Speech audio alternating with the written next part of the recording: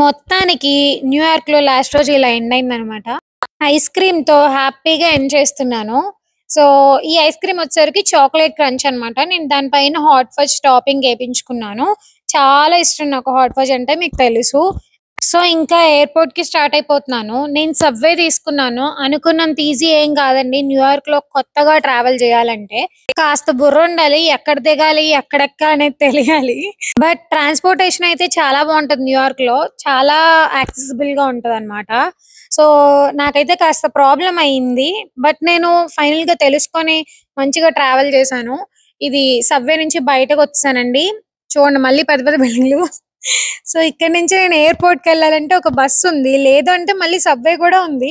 Subway ఎందుకులే అని చెప్పని ఫస్ట్ పైకొచ్చి కోచ్ యూఎస్ఏ అని ఒక బస్సుందండి. సో, ఆ బస్ తీసుకొని ఎయిర్‌పోర్ట్‌కి స్టార్ట్ అవుతున్నాను. ఇదంతా టైమ్ స్క్వేర్ దగ్గర. చాలా బావుంది గదా! అలాగే చాలా రష్ కూడా ఉంది. ఇదంతా బస్‌లో అన్నమాట. బస్ స్టార్ట్ అయిపోయింది. ఒక 30-40 మినిట్స్ పట్టింది ఎయిర్‌పోర్ట్‌కి. ఇద్దరు ముగ్గురుంటే ఈజీగా ఎళ్ళిపోవచ్చండి సబ్‌వేతో. బట్ నేను ఒక్కదాన్నే ఉన్నాను కాబట్టి కొంచెం అన్ని రూట్స్ పాసిబుల్ వేస్ చూసుకున్నాను. మొత్తానికి ఈడబ్ల్యూఆర్ వచ్చేసాము. నా ఫ్లైట్ వచ్చేసరికి 7:00కి కానీ నేను 2:30కే ఎయిర్‌పోర్ట్ రీచ్ అయిపోయాను. అంత ఎర్లీ ఎళ్ళిపోయాను. బిక్ ఎందుకంటే ఇక్కడ ఎయిర్‌పోర్ట్ కొంచెం ఎక్స్‌ప్లోర్ చేయొచ్చు అని చెప్పని.